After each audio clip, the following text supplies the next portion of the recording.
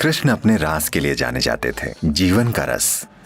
शिव ने, जो हिमालय क्षेत्र में रहते थे, जब ये सुना तो शिव ने नाविक की पत्नी के कपड़े उधार लिए और रास देखने गए। ये स्त्री गुण की सबसे बड़ी तारीफ है।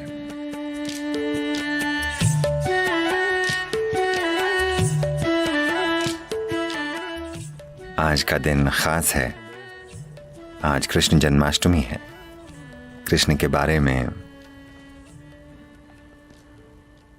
दुनिया में कई गलतफहमियां हैं, पर हमें यह समझना होगा कि उन्होंने 6 साल की उम्र तक ही मक्खन चुराया था, या शायद 8 साल की उम्र तक ही। 16 की उम्र में जब उनके गुरु संदीपनी ने उन्हें याद दिलाया कि उनके जीवन का उद्देश्य क्या है, तो वो तुरंत वृंदावन से चले गए और कभी वापस नहीं आए। वो कभी भी अपने रिश्तेदारों या वहां की लड़कियों या लड़कों से मिलने उस इलाके में कभी नहीं गए। सब वहीं खत्म हो गया। 16 की उम्र में वो चले गए। जब वो जा रहे थे, आज राधे कृष्ण कहा जाता है। कृष्ण से पहले राधे आती हैं, क्योंकि उनका प्रेम, उनकी अंतरंगता और उनका रोमांस पूरे भारत की संस्कृति में, पूरे उपमहाद्वीप की संस्कृति में कुछ इस तरह समा गए कि हम कृष्ण राधे नहीं कहते, हम कहते हैं राधे कृष्ण। पर 16 साल की उम्र में कृष्ण ने राधे को आखिरी बार देखा, उसके बाद कभी नहीं देखा। 16 की उम्र में वो जाते समय वो बोले, ये बांसुरी मैं तुम्हारे लिए बजाता था, अब मैं जा रहा हूं और वापस नहीं आऊंगा, तो एक भेंट के रूप में तुम जो प्रेम से इतनी सराबोर हो, मैं ये बांसुरी तुम्हें दे रहा हूं और मैं फिर कभी बांसुरी नहीं बजाऊंगा। और उन्होंने फिर कभी बांसुरी नहीं बजाई। उसके बाद से राधा ने बांसुरी बजाई। 16 के बाद उन्होंने कभी बांसुरी नहीं बजाई। 16 से 21 तक वे ब्रह्मचारी बनकर रहे। उन्होंने संन्यास लिया, ब्रह्मचारी बने और जबरदस्त साधना की। इसके बाद उनका पूरा जीवन राजनीतिक प्रक्रिया और आध्यात्मिक प्रक्रिया का मिलन करवाने के लिए समर्पित था। ये बातें कभी बताई नहीं जाती कि भारत के उत्तरी मैदानों में उन्होंने 1000 से ज्यादा आश्रम बनाए, क्योंकि वो चाहते थे कि आध्यात्मिक प्रक्रिया एक अलग चीज न रहे, बल्कि जीवन का ही एक हिस्सा बन जाए। जैसे हम जीते हैं, यानी हमारा ध्यान करना उतना ही जरूरी है जितना हमारा सुबह ब्रश करना। वो चाहते थे कि आध्यात्मिक प्रक्रिया एक दिखावटी चीज ना हो, बल्कि जीवन का एक अहम हिस्सा बन जाए। खास तौर से देश के उन सारे राजाओं के लिए जो तब अखंड भारत का एक हिस्सा होते थे। तो उन्होंने पूरी तरह से समर्पित और प्रतिबद्ध जीवन जिया। पर आमतौर पर लोग सोचते हैं कि उन्होंने बस मक्खन खाया, बांसुरी बजाई और लड़कियों के साथ नाचे। नहीं, उनका जीवन ऐसा नहीं था। पर यह भी एक जरूरी पहलू था।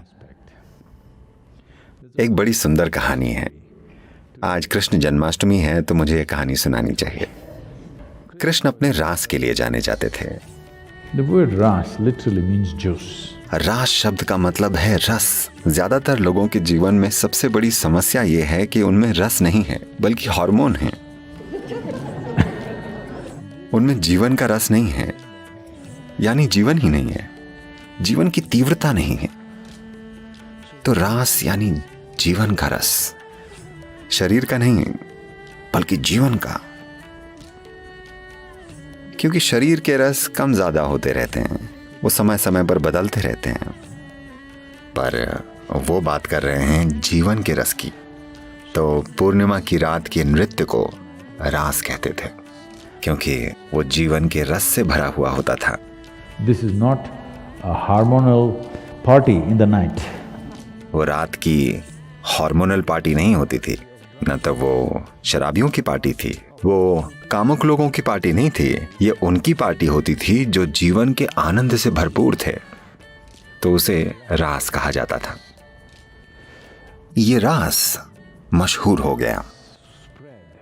जिन्होंने उनमें हिस्सा लिया या देखा, उनकी वजह से रास की बातें फैलने लगी। शिव ने, जो हिमालय क्षेत्र में रहते थे, इसके बारे में सुना कि यमुना के तटों पर कुछ अद्भुत हो रहा है, तो वो देखना चाहते थे। क्योंकि वो रास करने वालों में से नहीं हैं, वो तांडव करते हैं। आंखें बंद हों तो उन्हें आसपास का कुछ पता ही नहीं होता। वो नाचते हैं तो उनके आसपास कोई नहीं होता, ना आदमी ना औरत। वो वहां हो ही नहीं सकते, वो ऐसा नाचते हैं। तो जब उन्होंने इस नए नृत्य के बारे में सुना जहां रस बह रहा है, तो वो देखना चाहते थे। वो यमुना के तट पर पहुंचे और वो नदी पार करना चाहते थे। एक नाविक ने, जो वहीं मौजूद था, उसने देखा, क्योंकि शिव एक पुरुष हैं। शायद नहीं, शिव ही धरती के सबसे फिट देव हैं। हाँ? योग विद्या में, योग संस्कृति में कहते हैं कि वो 9 फीट लंबे थे। इसकी वजह यह है कि जब वे नीचे दक्षिण की ओर आए, दक्षिण भारत में, तो कहते हैं कि वो एक औसत औरत से 2 गुने लंबे थे। तो आमतौर पर उस समय दक्षिण भारत में औरतों का कद 4.5 से 5 फुट के बीच था। तो ये माना जाता है कि वो 8.5 से 9 फुट के बीच थे। तो वे एक पुरुष हैं, पूरे पुरुष, परम पुरुष। तो नाविक उन्हें देखकर बोला, आप बहुत ज्यादा ही पुरुष हैं, आप रास में ऐसे नहीं जा सकते। वहां बस एक ही पुरुष है, सिर्फ एक। वहां कृष्ण ही पुरुष हैं। इस तरह का आदमी वहां नहीं जा सकता। शिव बोले, तो अब मैं क्या करूं? वो बोला, कम से कम औरतों के कपड़े पहनकर जाइए। वो बोले, क्या मैं औरतों के कपड़े पहनकर जाऊं? वो बोला, वरना आप रास में नहीं जा सकते। तब वो बोले, अब मुझे औरतों के कपड़े कहां मिलेंगे? तब वो नाविक बोला, मैं अपनी पत्नी से कहता हूं, वो आपको अपने कपड़े दे देगी, आप उन्हें पहने और जाएं। रास में सही तरीके से हिस्सा लीजिए, एक स्त्री गुण की तरह, न कि पुरुष गुण की तरह। तो शिव ने नाविक की पत्नी के कपड़े उधार लेने का फैसला किया, जो उसने पहने हुए थे। मेरा मतलब, वो एक गरीब परिवार था। शिव ने देखा कि ये दूसरे जोड़ी कपड़े भी नहीं है। उसने वो कपड़े पहनने के लिए कहा था जो उस स्त्री ने पहने हुए थे। कहीं कहीं बड़ी सुंदर पेंटिंग्स हैं, शायद ये मधुबनी पेंटिंग्स हैं, जिनमें इनमें एक स्त्री का हाथ दरवाजे से बाहर है और शिव ऐसे कपड़े ले रहे हैं और रास में जाते हैं। ये कहानी कृष्ण के गुणगान करते हुए हमें ये बताती है कि अगर आपको रास को जानना है तो आपको स्त्री गुण को जानना होगा, नहीं तो आप रास नहीं जान पाएंगे। ये प्रकृति, ये स्त्री गुण की सबसे बड़ी तारीफ है, समझे आप? ये स्त्री गुण की सबसे शानदार तारीफ है, स्त्री नहीं, स्त्री गुण। क्योंकि इस संस्कृति में हमने हमेशा समझा है कि जीवन सिर्फ तभी सुंदर होगा जब पुरुष और स्त्री गुण की भूमिका बराबर हो। Today we are building a world where feminine is being massacred. आज हम ऐसी दुनिया बना रहे हैं जिसमें स्त्री गुण खत्म किया जा रहा है। आज सफल होने के लिए औरत को आदमी जैसा बनना पड़ता है, वरना कोई चांस नहीं है कि वो आज की दुनिया में सफल हो पाएगी। स्त्री गुण का खून किया जा रहा है। आप देखिए, ये हो रहा है। आप दुनिया में कहीं भी जाएं, अब सामान्य बातचीत में भी लोग बिल्कुल पहले जैसी बातें नहीं करते। अब वो मौसम की भी बातें नहीं करते जैसे पहले करते थे। आज दुनिया का हर बेवकूफ एक ही बात कर रहा है, इकोनॉमी।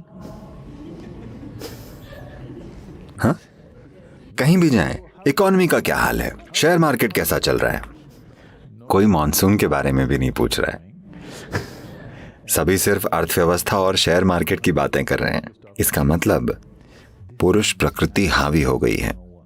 जीवन यापन सबसे बड़ी चीज बन गई है। एक सरल सी चीज, इकोनॉमी का मतलब क्या है?